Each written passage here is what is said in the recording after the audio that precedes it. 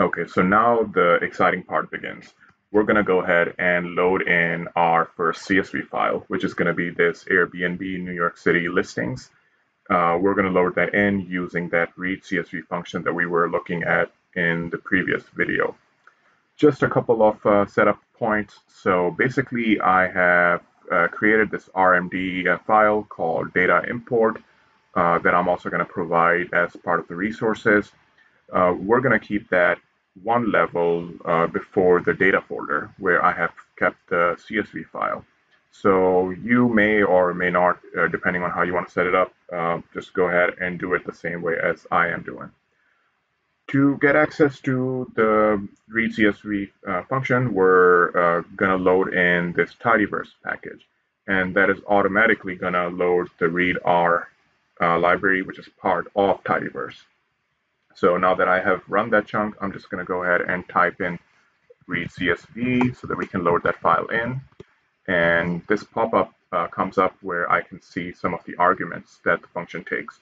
So the first one is going to be the file, and we're also going to tinker with column types as well in this video. So I'm going to first of all just specify file, and I'm just going to hit tab. And here in double quotations, basically just specify that the file is kept within the data folder. And once I type data and hit tab, it's gonna bring this up, and we can just go ahead and hit tab again.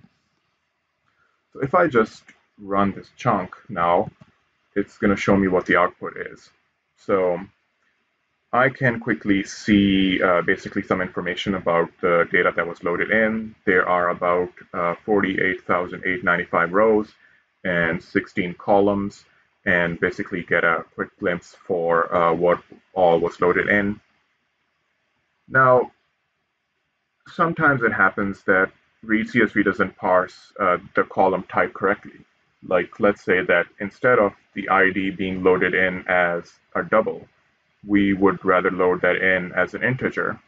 There we can specify the column types. And so I'm going to go ahead and get this column types argument. And in here we can specify that we'd rather the column type be an integer. So I'm going to specify ID equals call integer. And if we needed to specify some other columns differently, like let's say host ID, I could also do that. So I'm just going to hit enter, and then here I'm going to specify that even the host ID, I want it as an integer. So I'm going to specify call integer. And once I run that again, we're going to see that both of them are loaded in as integers. So things look pretty good now, and what we can do is just store that in as a variable. So I'm just going to specify here that I want to store this as a variable called data, and I'm just going to go ahead and type that in. And now once I run this chunk, it's going to get loaded into our environment. So I can take a look and preview in a slightly larger mode than what the RMD was showing us previously.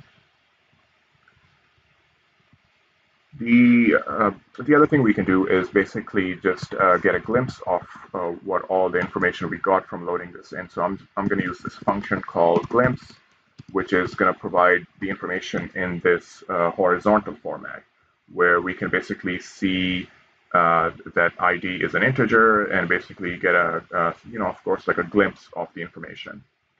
We can see the name as a character, and so on and so forth.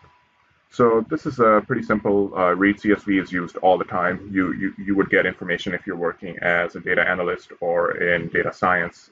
You get information in CSV format quite a bit.